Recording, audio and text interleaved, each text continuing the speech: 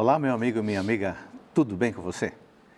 É ótimo ter a sua companhia no programa Teólogos. Aqui nós estudamos a Palavra de Deus com tempo, com calma e com profundidade. O nosso objetivo é compreender a Palavra de Deus, mas não é apenas isso, é compreender para poder fazer melhor a vontade do Pai Celestial. Você pode acompanhar informações dos nossos convidados, dos nossos programas, os temas e outras curiosidades, acessando as redes sociais que aparecem aí na sua tela. Caso você queira se aprofundar na compreensão dos temas que aqui nós apresentamos, eu sugiro que você olhe com muito cuidado, com muito carinho, o site biblia.com.br. Você poderá ter acesso solicitando materiais impressos da TV Novo Tempo, ou você poderá mesmo fazer e completar estudos bíblicos online.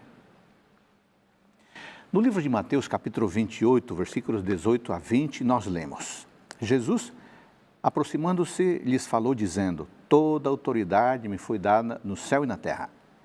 Ide, portanto, fazei discípulos de todas as nações, batizando-os em nome do Pai, e do Filho, e do Espírito Santo, ensinando-os a guardar todas as coisas que vos tenho ordenado.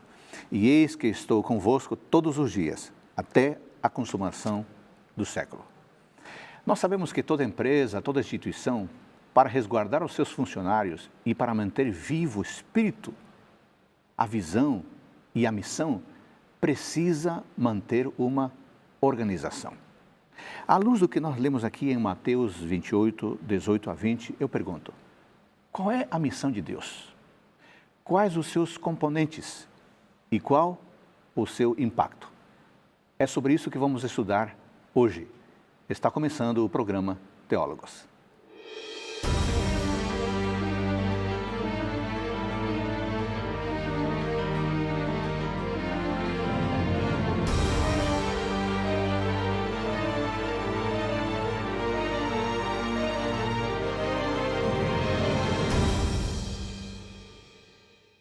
No programa de hoje, vamos estudar qual é a missão de Deus.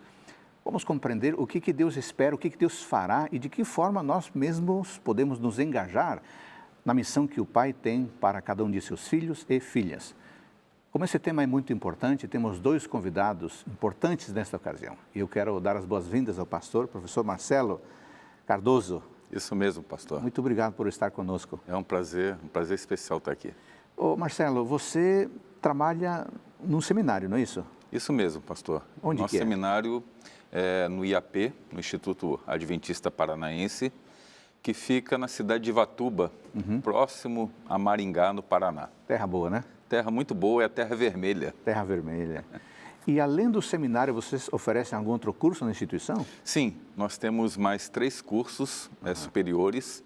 Nós temos administração, nós temos pedagogia. Sim. E nós temos o curso de enfermagem também. Interessante. E quantos alunos, mais ou menos, tem o seminário do Instituto Adventista Paranaense? Aproximadamente 200 alunos, pastor. Legal. E vocês estão formando uma turma esse ano, né? Sim, sim, sim. De todos os seminários adventistas aqui no Brasil, nós somos o caçulinha, né, da turma. E esse vai ser a primeira turma esse ano, formar a primeira turma do nosso seminário. Legal. Ô Marcelo, nós sabemos que na teologia temos áreas de atuação dos professores. Temos a teologia bíblica, a sistemática, a histórica e a aplicada. Sim. Qual é a sua área de atuação? A minha área é aplicada, pastor. Eu trabalho na área aplicada. Lá nós temos 3 professores envolvidos na área aplicada. Sim. Sou eu, pastor Fabiano Mendes, pastor Antônio Tavella. E o meu papel é o papel de coordenar exatamente toda essa parte aplicada, que envolve toda a parte do trabalho dos teologandos, né? Do trabalho que eles desenvolvem na prática, vamos dizer assim. Muito interessante.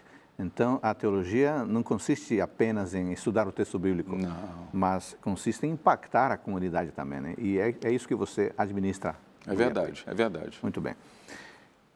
O nosso outro convidado vem de uma outra instituição e eu quero agradecer ao professor pastor Alan Novaes. Muito obrigado por estar conosco, Alan. Eu que agradeço, pastor Adolfo. E onde que você trabalha? Qual a instituição? Bom, eu trabalho no NASP, o Centro Universitário Adventista de São Paulo. Trabalho no seminário Sim, que fica no campus Engenheiro Coelho, sim. dando aulas, né, como docente, mas também trabalho nos 3 campi do NASP na função como pró-reitor de desenvolvimento institucional. Bom, e das áreas que nós mencionamos da teologia, qual é a sua área de atuação? A minha também, a exemplo do colega, o pastor Marcelo, é aplicada. Ah, interessante. Em que classe, o Marcelo disse que ele coordena o estágio e trabalha organizando aí o trabalho dos estudantes nas práticas pastorais. Que classes você leciona na área da teologia aplicada? Que classe? As classes que eu leciono, elas trabalham geralmente em 3 frentes. Sim. Eu trabalho com os estudos de comunicação e teologia, ou mídia e religião. Trabalho com sociologia da religião, Sim. que nos permite conhecer um pouco mais da realidade sociodemográfica do país onde estamos, ou de realidades que vão ser fundamentais para o evangelismo, a missiologia. E também trabalho com novas gerações, com adolescentes e jovens. Que interessante. Muito bom. Amigos, vocês percebem que temos pessoas preparadas para essa discussão e tem tudo a ver com a área de formação deles. Porque este tema da missão de Deus, da Missio Dei, está ligado diretamente ao assunto da teologia aplicada. A riqueza deste programa, de alguma forma, consiste nisso também. Nós temos aqui convidados da área bíblica, Antigo Testamento, Novo Testamento, já tivemos convidados da área sistemática, tivemos da área histórica e também temos gente da área aplicada, que nos mostra de que forma a Bíblia acaba chegando à comunidade e transformando a pessoa que segue as instruções da Palavra de Deus. Marcelo, vamos começar dialogando desse tema Missio Dei. Como é que podemos definir isso? É um tema interessante, pastor. De uns tempos para cá, a igreja tenta restaurar exatamente esse tema, que é recuperando a ideia da missão de Deus. Missio Dei, em latim, representa exatamente isso, missão de Deus. Sim. Aliás, a palavra missio, né, em latim, significa envio ou enviado. E quando você vai à Bíblia, e quando você entende esse assunto, você vê ali um Deus missionário, um Deus que envia para a pregação do Evangelho, para a restauração, para a recuperação de uma humanidade perdida. E ele enviou o seu Filho, né, Jesus, também o Espírito Santo foi enviado, e o próprio Jesus, lá em João, no capítulo 20, verso 21... Vamos ler esse texto? Vamos sim. João, capítulo 20, verso 21, palavras de Jesus, né? Sim. Ele menciona exatamente outras pessoas que foram enviadas. No caso aqui, ele menciona sobre os discípulos, né? Sim. Ele diz aqui, disse-lhes, pois, Jesus outra vez, Pai seja convosco, assim como o Pai me enviou, eu também vos envio. Sim. Então, a gente percebe claramente de que o que está por trás exatamente da missão de Deus é exatamente a vontade de Deus para o cumprimento da missão, ou seja, a pregação do Evangelho, né? E a gente percebe isso praticamente em toda a Bíblia. Entendi. Eu estou me lembrando aqui, Marcelo, que em algum momento estudei alguns autores e lembrando que um deles disse que o movimento cristão nasce local, mas se torna global. Ou seja, parece que está na identidade da própria igreja cristã avançar, ir a outros lugares, não é isso? É verdade, é verdade. E é interessante, pastor, que a própria Ellen White, Sim. ela declara que a igreja é um instrumento de Deus. Ela foi feita exatamente para a proclamação do Evangelho, né? E a igreja não teria sentido se não cumprisse essa missão, e essa missão envolve uma missão global, é para toda a terra. Marcelo, quando você fala em missão, você fala igreja, você está se referindo às pessoas. Sim, com certeza. Não é uma missão de uma instituição, né? Porque quando falamos de igreja, falamos de pessoas. Ou seja, eu posso dizer para a pessoa que nos acompanha que se ela faz parte da missão da igreja, ela tem uma missão, né? Não é isso? Essa é a grande questão, pastor. Quando a gente fala exclusivamente da igreja, a gente pensa num prédio, né? Sim. E a igreja não é o prédio em si. A igreja é composta pelo corpo de Cristo, que são as pessoas. As pessoas fazem parte da igreja. E quando a gente entende isso, a gente entende que essa missão compete a cada um de nós. Cada pessoa se torna corresponsável diante dessa missão, entendendo que Deus nos manda, Ele nos envia para o cumprimento dela. É exatamente isso. Alan, eu estava pensando aqui, você é especialista na área de sociologia da religião, analisando, observando os movimentos, os novos movimentos religiosos.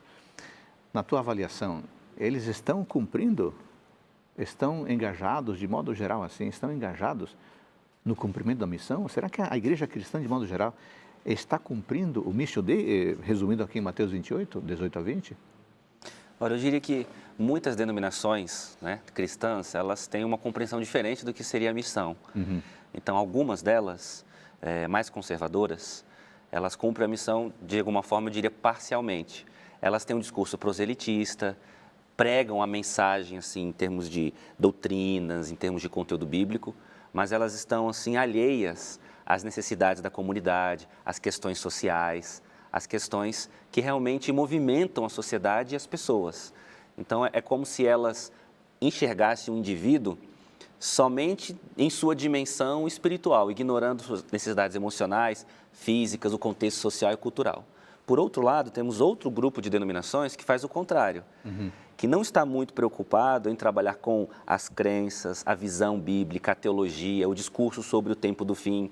Elas estão preocupadas somente em atender às demandas sociais, emocionais, as demandas, inclusive, materiais da comunidade. E eu acredito que a missão, ela é integral, ela abarca o ser humano em todos os aspectos e também consegue satisfazer tanto a nossa carência por entender mais o plano de Deus para a humanidade, e aí entra a teologia com as doutrinas, as crenças, as profecias, mas também o plano de Deus para a nossa vida presente, que é a transformação. E pela transformação do ser, passa aí a mudanças no modo de vida, passa a transformação social, melhoria de vida, preocupação com o meio ambiente, uma série de outras questões. Muito interessante, Alan. Marcelo, voltando aqui ao texto que lemos no início de Mateus 28, Sim. focando no verso 19, podemos dizer, Marcelo, que aqui está a base bíblica da Missio Dei? Com certeza, pastor. É a ordem de Deus, né? É para ir, é para pregar o Evangelho, é para fazer discípulos. Esse é o objetivo da Missio Dei. E o pastor Alan, ele menciona assim de maneira muito própria, o conceito primordial da Missio Dei, que não é ficar preso a um edifício, né? Preso a um espaço físico, mas é você realmente ir para fora, você poder divulgar aquilo que Deus ensinou ao seu povo, né? A proclamação do Evangelho. E a gente entende que isso envolve um aspecto muito mais amplo, toda uma parte holística, né? Envolve todo. A pregação do Evangelho envolve a restauração do ser humano de maneira completa. O aspecto físico do ser humano, o aspecto emocional do ser humano, o aspecto espiritual do ser humano. Deus pensa em todas as coisas. Entendi. Eu quero que você, amigo que nos acompanha agora, que você tome a sua Bíblia e leia, acompanha junto comigo, Mateus 28, 19. Marcelo, eu queria que você nos ajudasse a entender o seguinte. O texto diz assim: Ide, portanto, fazei discípulos de todas as nações, batizando-os em nome do Pai, do Filho e do Espírito Santo e ensinando. A impressão que dá nessa leitura inicial é que o fazer discípulos envolve batizar e envolve ensinar. Fazer discípulos é parte essencial da missão de Deus? Com certeza, pastor. O que seria fazer discípulo? O que seria um discípulo? Pois é, pastor. Esse é um assunto até também muito interessante. Porque discípulo envolve mais do que ensinar. Discípulo envolve relacionamento. Eu digo que envolve envolvimento. É por envolvimento.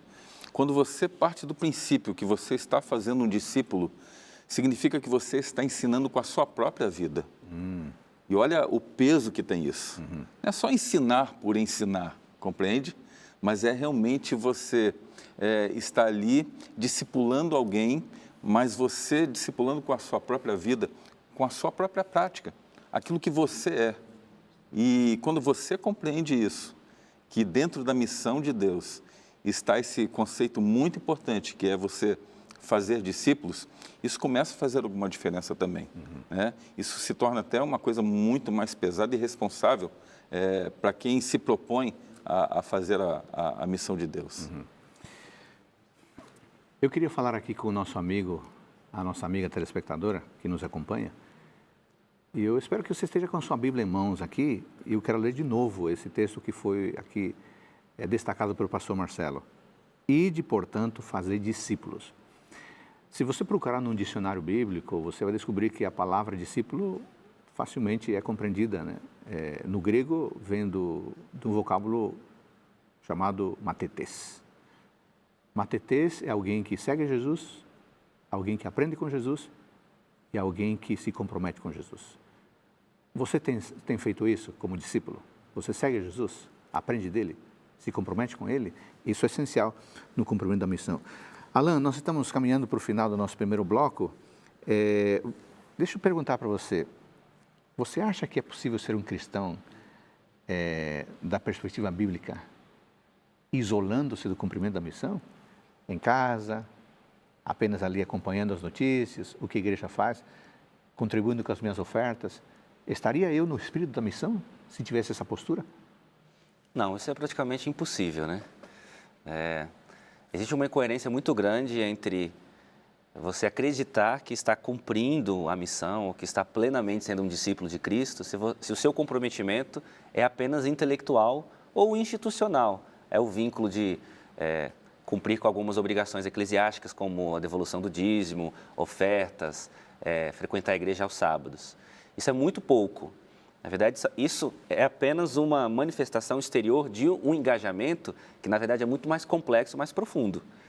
Então, quando nós lemos aqui sobre fazer discípulos, a gente tem que ter a ideia de que o mestre, ele convivia com os seus discípulos.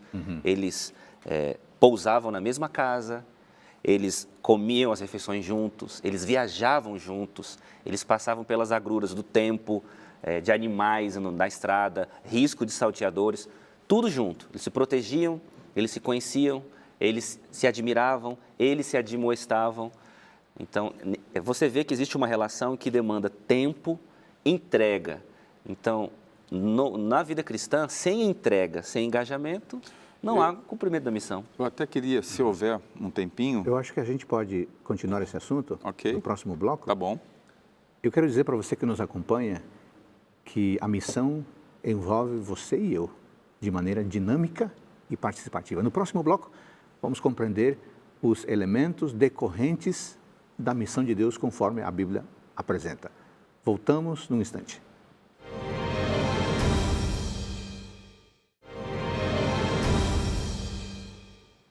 No programa de hoje estamos discutindo, estudando o tema da missão de Deus à luz de Mateus capítulo 28, versículos 18 a 20. Marcelo, no bloco anterior você queria apresentar 3 elementos fundamentais que decorrem da missão de Deus, né? Quais são esses elementos? Pois é, pastor, nós não podemos negligenciar esses elementos. Eles são importantíssimos. E um não elimina o outro, ok? Para que realmente possamos compreender a missão de Deus e vivê-la em nossa vida, nós precisamos entender que a missão envolve a nossa relação com Deus, eu como igreja, ok? A minha relação como igreja para com o mundo lá fora, Sim. a comunidade ao redor, e a minha relação, a relação da igreja com a própria igreja, né? O que significa cada uma dessas Sim. coisas, né? Seria bom a gente poder explicar nesse momento. Por favor. Quando a gente fala da relação entre a igreja e Deus, é exatamente a importância do crescimento espiritual. Sim. Seria a comunhão com Ele. Comunhão. Seria esse apego e a compreensão da mensagem de Deus e da visão que Deus tem para o seu povo e diante desse mundo aqui. Quer dizer, Marcelo, que a missão de Deus, que é algo prático, não exclui a compreensão. Com certeza. Ok. E quando você tem uma clara ideia de tudo isso, a missão ela se torna concreta em sua vida. A coisa começa a fazer realmente sentido para você. Aí vamos partir para o outro lado agora, Sim. que é a igreja e o mundo, né? Quando você vai ali a Atos capítulo 1, verso 8... Vamos ler esse texto? Vamos ler esse texto então. Atos capítulo 1, verso 8, aqui nos mostra exatamente a ideia de que a missão não ficaria restrita a um povo exclusivo, né? Ela deveria ser colocada para o mundo inteiro. Diz o texto aqui, ó, mas recebereis poder Sim. ao descer sobre vós o Espírito Santo. E isso aconteceria por quê? Ou para quê? E aí a Bíblia completa dizendo, e sereis minhas testemunhas, tanto em Jerusalém, como em toda a Judéia e Samaria, até os confins da terra. Aquilo que o pastor Ala falou, né? Nós temos responsabilidade com o mundo em que vivemos, com as pessoas do mundo. Nós não podemos ignorar a existência delas e nós devemos nos envolver com o mundo, né? Com as pessoas. Porque o objetivo qual é? O objetivo não é fazer discípulos? Claro. É claro, e como é que você vai fazer discípulos? Se não for. Se você não se envolve, se você não vai. Né? Muito bem, então antes de você mencionar o terceiro elemento, deixa eu falar aqui com o nosso amigo e amiga que nos acompanha. Eu sempre sugiro que você tenha, além da Bíblia, um caderno de notas, uma caneta, um lápis. E aqui estamos falando dos 3 elementos essenciais da missão. Tomou nota? Então vamos lá, vamos repetir. Primeiro, é a relação da igreja com Deus. A igreja com Deus. Que podemos chamar de comunhão. Um outro aspecto é a relação da igreja com o mundo. Com o mundo. Com as pessoas lá fora. Isso é missão, né? Sim. Isso é missão. Ok? Segundo. Agora vamos para o terceiro. E aí vamos para o terceiro, que é a missão da igreja com ela mesma. Né? A igreja é um organismo vivo, composto por pessoas. Né? E nós vivemos no relacionamento. Né? E nós não podemos deixar isso de lado também. Isso faz parte da nossa pessoa, né? Nós, como seres humanos, nós somos seres relacionais. Claro. Nós não podemos ignorar isso, né? Então, dentro desse aspecto, há um ponto fundamental dessa relação da igreja, dos componentes dessa igreja, para que haja uma igreja saudável, uma igreja que compreenda realmente os propósitos de Deus e a coisa possa fluir de maneira natural. Muito bem. Isso está muito interessante e eu quero, então, voltar aqui com meu amigo, minha amiga que me acompanha. Vamos lá, tome nota. 3 elementos da missão. Primeiro, é a relação da igreja com Deus, comunhão. Segundo, a relação da igreja com ela mesma, relacionamento. Terceiro, a relação da igreja com o mundo, a missão. Sabe que a igreja adventista aqui na América do Sul valoriza muito esses três elementos, comunhão, relacionamento e missão. É fácil de gravar, né? CRM. Uma maneira simples de você avaliar se está engajado num cristianismo dinâmico é você verificar se está praticando a comunhão, o relacionamento e a missão. Alain, você acha que no momento em que nós vivemos, do modo como as religiões se apresentam, é possível praticar esses 3 elementos, comunhão, relacionamento e missão? Ou nós somos teólogos, ou melhor mesmo ficar entrincheirado no seminário, apenas estudando, mantendo comunhão, e que outros cumpram a missão?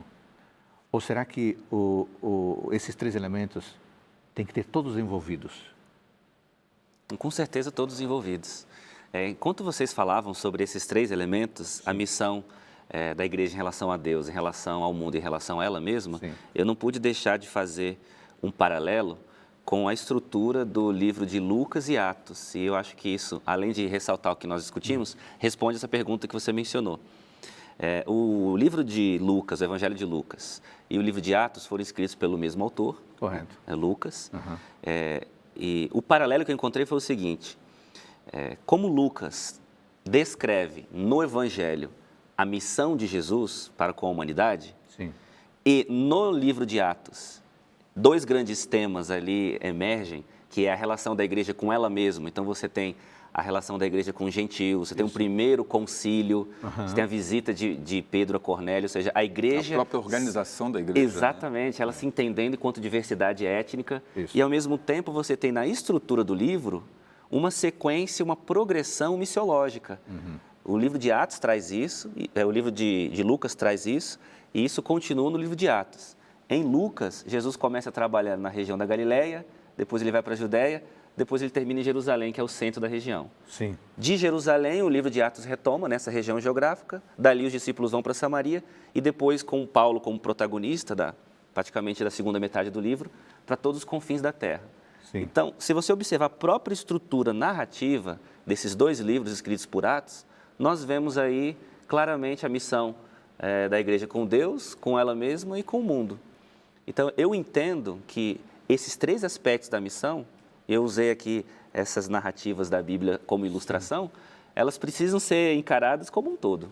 Não tem como separar. E uma outra coisa interessante é o seguinte, a gente perceber desses três aspectos, pastor. Sim. É que se um desses aspectos for negligenciado, você compromete a missão. Então, vamos lá. O que acontece se a igreja negligencia a sua comunhão com Deus? Qual que é a implicação disso? Você imagina, pastor, Jesus aqui em Atos, capítulo 1, verso 8, ele estabelece o início para o cumprimento da missão, o recebimento de quê? O recebimento do poder de Deus, do Espírito Santo, né?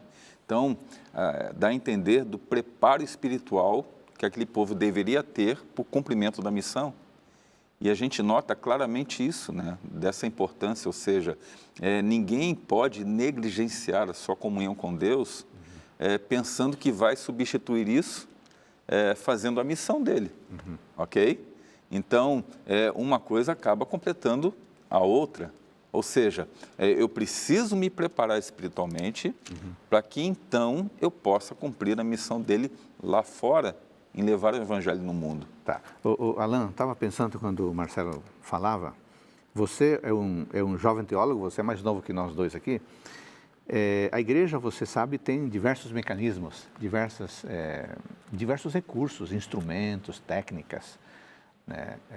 Desde elementos assim mais complexos até técnicas que resolvem, até técnicas para isto, técnicas para aquilo, salvar o casamento, técnica para oração, técnicas para o sermão. Você não acha que muitas vezes a igreja corre o risco de valorizar tanto a técnica e o equipamento em detrimento do que o Marcelo acabou de falar, que é a comunhão? Com certeza. Eu acho que esse excesso de dicas, essa questão de transformar a comunhão, a vida cristã em fórmulas ou receitas mágicas, isso é típico da literatura contemporânea. O mercado editorial faz muito isso. 10 dicas para viver feliz, os 100 lugares que você deve visitar antes de morrer, etc. Mas isso é muito bom de ler em termos de listas, mas fica só na leitura, num hobby, numa diversão. A vida cristã, ela é muito mais complexa, mais profunda do que receitas. Então, quando você estava falando de comunhão, a gente tem que lembrar que comunhão só existe no sentido em que eu estou conectado a Deus para entender dele a vontade para a minha vida. Então, para mim, comunhão é necessariamente o que precede o serviço. Não existe comunhão para não servir. A comunhão só existe para eu servir melhor. Então, quando as pessoas acham que a primeira coisa que elas precisam, a única coisa que elas precisam é orar, estudar a lição, fazer jejum e etc., e ir para a igreja e a vida para por aí, isso não é que a comunhão está sendo feita errada. A comunhão perdeu o sentido, isso não é comunhão. A comunhão pressupõe ação. Eu estou com Cristo para dele obter poder, discernimento e sabedoria para fazer o que ele fez quando esteve aqui, é servir. E lembrando o que ele fez, São João 3,16, né? Porque Deus amou o mundo de tal maneira que deu seu Filho unigênito, para que todo que nele crê não pereça, mas tenha a vida eterna. Bom, Deus cumpriu a missão, né? Bom, mas não falamos do primeiro elemento, do risco de não manter a comunhão. E o segundo? Pastor, é o risco de você simplesmente se enclausurar e você não cumprir a missão que Deus estabeleceu, que é ir ao mundo, né? Essa ideia de uma igreja que se torna exclusivista e se torna uma igreja que olha só para dentro, ela é muito perigosa, extremamente perigosa. Deus nos deu uma grande comissão, e outro dia eu ouvi uma frase interessante, né? Quando você deixa de ir lá fora, ao mundo, para pregar esse evangelho maravilhoso, você deixa de fazer a grande comissão e passa a praticar uma grande omissão, né? É verdade. Deus nos deu essa ordem e o objetivo é esse, é pregar o evangelho. Então, eu não vejo a existência da igreja com outra razão nesse mundo. Qual seria a razão da existência da igreja nesse mundo, a não ser proclamar o evangelho das boas novas da salvação em Cristo Jesus? Mas a comunhão precede a missão. A comunhão precede a missão. E qual o problema em negligenciar o outro elemento, que é o relacionamento, ou da igreja a igreja? Pastor, aí, no caso, a igreja, ela fica impessoal. Quando você tem uma igreja que não se relaciona, que não há pastoreio entre os irmãos da igreja, quando não há esse relacionamento, ela fica uma igreja fria, uma igreja morta. Há necessidade do relacionamento. E como é que pode ser feito o pastoreio numa igreja? Pois é, isso é um assunto até que daria um outro programa. É verdade. Mas porque as pessoas entendem o pastoreio como algo que está na mão do clero, né? Não é, né? E não é assim, claro que não. É evidente que não. Quando a gente vai ao sentido amplo, né, daquilo que Jesus ensinou, ou seja, a questão do discipulado mesmo, né, envolve exatamente isso. É fazer discípulos, é se envolver, é você se relacionar. Ou seja, essa questão do pastoreio, ele não está na mão de um líder religioso, não está na mão do pastor da igreja, é uma responsabilidade de todos que compõem essa igreja de Deus. E isso precisa ser muito bem compreendido. Você falou dessa impessoalidade, e eu me lembrei aqui de Atos capítulo 2, versículo 43, falando da igreja dos tempos apostólicos, começando no 42, né? Perseveravam na doutrina, versículo 44, estavam juntos, 45, vendiam suas propriedades, e 46, adoravam. E aí me chama a atenção o 47, louvando a Deus e contando com a simpatia de todo o povo. As pessoas percebiam, né, que havia uma diferença. Havia uma diferença no trato. E é interessante isso. Né?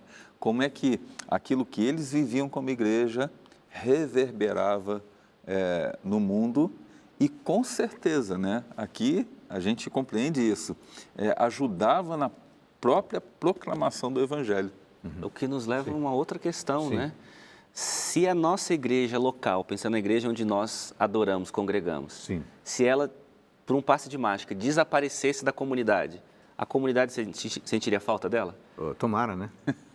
Talvez esse seja um diagnóstico preciso para saber se estamos contando com a simpatia do povo, estamos atuando na comunidade, estamos servindo a comunidade a qual está nos abrigando. Então, esse texto de Atos 2 que eu li mostra que a igreja ensinava, cuidava, adorava e evangelizava. E a simpatia era elemento essencial do processo evangelístico. Bom, parece que eles estavam cumprindo a missão, né? Parece que eles estavam levando a sério o Atos 1:8 que você leu e mencionou agora há pouco. Nós estamos encerrando esse primeiro bloco, Marcelo, mas uma questão rápida. Se a igreja está negligenciando esses três elementos e quer recomeçar, o que você indicaria, o que você diria? Pastor, entrega total a Deus. Entrega total a Deus. Sabe, Deus estabeleceu a sua missão de maneira muito clara. E quando a gente negligencia, significa que nós estamos dando importância a outras coisas que não deveriam ser dadas. A gente tem que começar a enxergar o que é a nossa igreja e o que a tornou assim.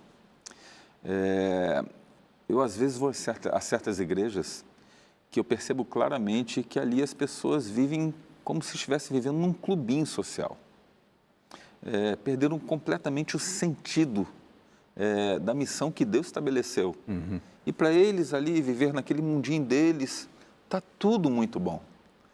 E quando essas pessoas, elas passam a se voltar novamente para Deus, se entregar a Deus, Deus começa a agir no coração delas. E aí tudo passa, pastor, pela questão da comunhão, sabe? Desse envolvimento com Deus. Deus começa a transformar o coração dessas pessoas, transformar o coração da própria igreja, para que eles comecem a enxergar novamente a necessidade que o mundo tem, né? Porque é muito bom quando a gente trabalha pela salvação de outros. Muito bom. Bom, nesse bloco nós vimos esses 3 elementos da missão. A comunhão com Deus, o relacionamento com a própria igreja, para então estarmos preparados para a missão. Tem feito você isso? Comunhão, relacionamento e missão?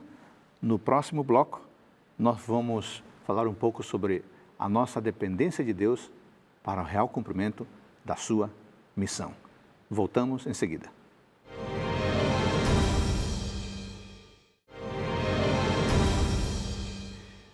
No programa de hoje estamos estudando o tema da missão de Deus e nós começamos lendo o texto de Mateus, capítulo 28, versículo 19. Ide, portanto, fazer discípulos de todas as nações, batizando, e diz o verso 20, ensinando. Marcelo, missão de Deus, né? Quer dizer que eu posso ficar tranquilo, deitar, sentar relaxado, porque se a missão é de Deus, Ele vai fazer a missão, não é isso? Muita gente pensa assim, né? Mas está errado, né? Ah, pastor, quantas pessoas pensam dessa maneira e esticam a rede dentro da igreja e lá permanecem, né? Mas a gente percebe claramente que não é assim. Quando eu entendo que a missão é de Deus, eu entendo que eu faço parte dela. Sim. Porque eu sou a igreja. E se eu faço parte dela, eu posso ficar tranquilo que eu preciso ser completamente dependente de Deus para cumprir essa missão, em primeiro lugar. Existe uma ideia muito errada, né, quando a gente fala de evangelizar, de evangelismo. Sempre se associa a ideia de que a gente faz evangelismo para apressar a volta de Jesus. A gente acha que isso é um mecanismo, né, para apressar a volta de Jesus. Deus tem o controle de todas as coisas. Ele tem o seu tempo também. Sim. Com certeza. E nós fazemos parte desse plano de Deus. E dentro desse aspecto, uma é entendermos a obra de Deus, a missão é dele, não cabe a gente simplesmente esperar que as coisas aconteçam. Nós temos uma parte efetiva nessa obra e não foi à toa que lá em Marcos 16:15, ele falou assim, né? Houve um imperativo aqui.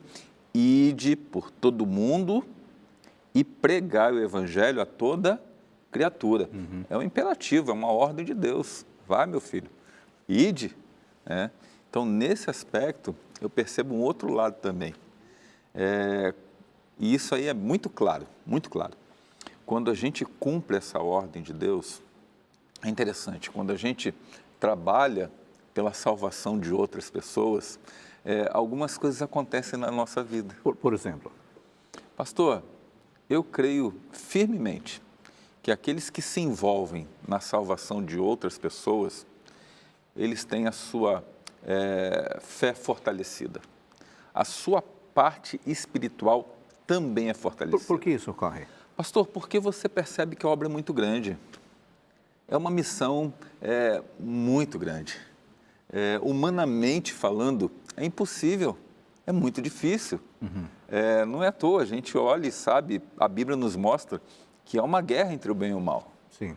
E nós estamos inseridos nessa guerra.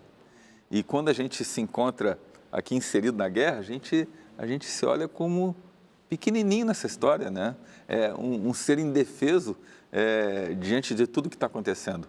E a gente percebe claramente da necessidade de nos entregarmos a Deus para irmos para essa guerra, que é resgatarmos pessoas, né? Que é buscarmos pessoas e mostrarmos para essas pessoas, o caminho da salvação. Então, quando nós trabalhamos em prol da salvação de outras pessoas, nós nos preocupamos com elas, nós passamos a orar por aquelas pessoas, automaticamente sentimos a nossa pequenez e começamos a sentir uma dependência de Deus e nos entregarmos mais a Ele. É uma consequência natural. Ô, Marcelo, uma vez eu estava lembrando que eu li em algum lugar que muitas pessoas pensam que a igreja é um teatro onde coisas acontecem para os espectadores, quando na verdade a igreja é um exército em marcha e no exército todo mundo está envolvido, né? Isso que você acabou de mencionar nos ensina que nós não podemos ser meros espectadores, achando que Deus vai agir na nossa negligência, não é isso? De maneira nenhuma. Nós fazemos parte, já que você usou a analogia do teatro, nós fazemos parte desse espetáculo também. Né? Nós estamos ali, aqui no caso, né, cumprindo essa missão e nós não podemos simplesmente achar que tudo isso que acontece não nos compete, não cabe a mim. Claro que cabe, sem dúvida nenhuma. Né? E o mundo está lá fora esperando realmente uma igreja ativa. Então, esse id do verso 19 é para todos, né? Para todo mundo, pastor. É um imperativo. É um imperativo, é uma ordem de Deus. Alan, você tem estudado o fenômeno das novas gerações, né? Você tem escrito sobre isso. Como é que as novas gerações, os adolescentes, os jovens, como é que eles podem, considerando esses elementos, comunhão, relacionamento e missão, como é que eles podem se engajar nesse processo todo da missão? Ou a missão é só para adultos? Não, a missão é para todos, das crianças aos idosos, isso aí com certeza absoluta. Estudando um pouco o fenômeno das novas gerações, né? Essas chamadas gerações Y, Z, adolescentes e jovens, existem algumas pesquisas que indicam que um grupo grande deles, no contexto urbano principalmente, vive em situações em que vínculos afetivos e sociais não são construídos de maneira tão efetiva. Sim. São indivíduos, por exemplo, criados em condomínios ou em apartamentos. É um grupo grande deles, né? Principalmente, como eu disse, no contexto urbano. São indivíduos que se comunicam muito pelas redes sociais, então boa parte da sociabilidade deles não acontece no mundo real, acontece através de mensagens virtuais. E são indivíduos que têm um círculo, vamos dizer, real, afetivo, muito restrito de contatos. Então, a missão, então agora analisando uma outra dimensão de como a missão pode colaborar, a missão pode fazer com que esses indivíduos entrem em contato com a realidade nua e crua do mundo, de como as pessoas necessitam de ouvir a palavra de Deus, às vezes necessidades materiais, inclusive. Esse mesmo grupo que eu disse, que as pesquisas mostram essas características, é um grupo de pessoas que, quando entram na universidade, quando se formam, continuam morando na casa dos pais durante um bom tempo, continuam sendo sustentados pelos pais.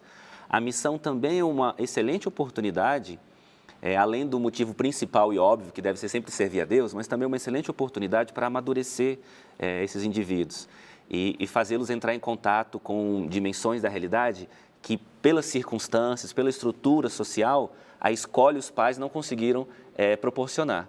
Inclusive, a missão também é um excelente atrativo para essas novas gerações, porque eles gostam muito de conhecer novas culturas. Por incrível que pareça, parece contraditório o que eu disse, né? Você tem um pouco de falta de vínculos afetivos e sociais reais, mas, por outro lado, eles são muito dinâmicos, são inquietos e gostam muito de fazer contatos, conhecer novas culturas, têm um espírito aventureiro. E eu não vejo atividade melhor do que a missão para isso. E pastor, assim, pelo que o pastor Alan coloca, se me permite assim, eu comecei a vislumbrar um leque aqui de possibilidades, né? Porque também a questão da missão, quando você fala, né, com relação a essas gerações que têm outros costumes, né? Eles são atingidos de outras maneiras, a gente percebe que a igreja também, ela não pode se engessar e fossilizar num só método, né, para cumprir a missão de Deus. Né? Há necessidade de se abrir um leque de oportunidades para que a igreja possa trabalhar, ok? E também para que haja a possibilidade de atingir as pessoas lá fora, como um todo, não é verdade? Porque assim como existem novas gerações lá fora, também há novas gerações dentro da própria igreja. E às vezes a gente limita e afunila, né, um só método para se cumprir a missão. E quando você faz isso, você atinge só um grupo de pessoas. Depois a gente fica na igreja reclamando assim, mas a igreja não se envolve, né? A gente está falando de missão de Deus aqui, mas somente um punhado de pessoas, né, cumpre a missão de Deus. Por quê? Será que é porque as pessoas não querem cumprir a missão? Ou será que nós não damos, como líderes, não damos a oportunidade para envolver a todos na missão? É uma resposta interessante. Sim. Vocês estavam falando, estava me lembrando, eu fui professor de ensino religioso durante muitos anos e eu tinha uma classe bem apática de primeiro ano do ensino médio. E eu fiquei pensando o que eu deveria fazer para envolvê-los de alguma forma. E eu descobri um jeito simples e que revolucionou a sala de aula. Eu fui até a cidade mais próxima da escola, conversei com os administradores de um asilo, onde havia 27 idosos, e disse, olha, o que vocês precisam? A senhora me disse, nós não precisamos de nada material, nós queremos visitas. E se forem jovens, melhor ainda. Eu organizei a classe de 40 pessoas em grupos de 4. E semanalmente eles iam comigo, 2 horas por semana, numa terça-feira. Eles iam no meu carro, a gente ficava lá, e eles se organizavam, eles cantavam, eles contavam histórias, eles visitavam os apartamentos.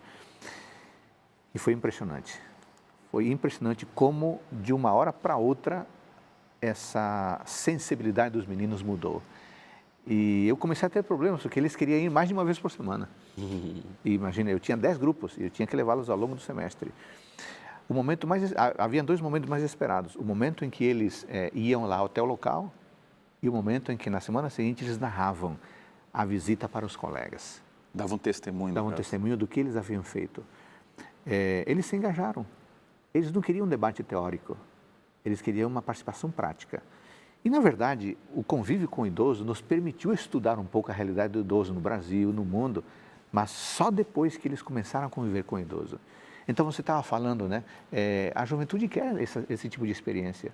E você disse, talvez a liderança não está permitindo. Com certeza. Agora, Marcelo, o que uma liderança de uma igreja local deveria fazer para possibilitar o engajamento na missão? Você acha que tem que ver com dons, tem que ver com aproveitar os talentos, diversificar os ministérios? O que pode ser feito? Pastor, se fala muito nos dons espirituais, né? Graças a Deus, estamos falando muito dos dons espirituais. A gente não pode entender que a missão vai ser cumprida colocando todo mundo dentro de uma forma, né? E todo mundo é daquele jeito. Não, a Bíblia apresenta os dons espirituais e cada um tem o seu dom, né? Os dons para cumprir essa missão que Deus deu a cada um. Agora, dentro desse aspecto também há uma outra necessidade, não é só conhecer os dons, né? A igreja tem que trabalhar para que os membros conheçam os seus dons, para que se envolvam em ministérios dentro da igreja, mas é para quê? Qual o objetivo? É servir. Tem uma comunidade lá fora, ok? E aí vai um outro lado. Quem é a comunidade? Quais são as necessidades que elas têm? O que elas necessitam, o que elas precisam? Talvez assim, saber como a comunidade enxerga a igreja. Olha, algumas igrejas aí vão se assustar, né? É o que o pastor Alan falou, né? Se a igreja terminar aqui, acabar, será que a comunidade vai sentir falta? Esse é o grande detalhe. Como igreja, eu preciso saber quais são as necessidades que a comunidade tem. E diante dessas necessidades, do conhecimento dessas necessidades, aí sim, aí eu uso os dons dos membros da igreja, os dons espirituais, através dos ministérios, para atendimento às necessidades dessa comunidade. E aí eu entro no aspecto de que a missão, ele é um todo, é uma coisa muito ampla. Não envolve só a questão espiritual, também é a questão espiritual, mas envolve o cumprir da necessidade física, né? A necessidade mental, espiritual, porque o ser humano é composto pelo todo, não é só uma parte. Então, como líder da igreja, nós precisamos, sem dúvida nenhuma, conhecer o que nós temos, né, como força de trabalho, através dos dons, mas também conhecer a necessidade da comunidade. Porque, às vezes, a gente faz alguma coisa para a comunidade que não é relevante, não é aquilo que ela está precisando, ok? E a gente cai no mesmo problema. A gente diz assim, mas tudo bem, a gente vai, mas a comunidade ao redor não responde. Mas será que, como diz por aí, será que você está coçando na coceira? Será que você está chegando no ponto? Será que você está apresentando para a comunidade aquilo que ela realmente necessita? Isso é fundamental. Muito bem. Voltando aqui ao texto inicial de Mateus, que nós lemos Mateus capítulo 28, 19, como cumprimento do fazer discípulos, diz, batizando-os em nome do Pai e ensinando-os a guardar todas as coisas que vos tenho ordenado. Alan, você ainda não é pai, né? Você já é casado há algum tempo, você é educador, já de uma boa experiência. Eu estava pensando aqui que uma maneira eficaz de preparar as pessoas para a missão é conscientizando os pais de que eles têm que incutir essa ideia nas crianças, né? É mais fácil fazer isso com a criança do que adulto. Você que é educador e tem tido longa experiência em sala de aula, inclusive com o ensino fundamental, médio, você acha que os pais têm se engajado? Você tem recebido, você tem notado que a meninada vem com o espírito de missão? Ou isso tem que ser trabalhado porque o lar parece que está negligenciando isso? Qual é a sua perspectiva?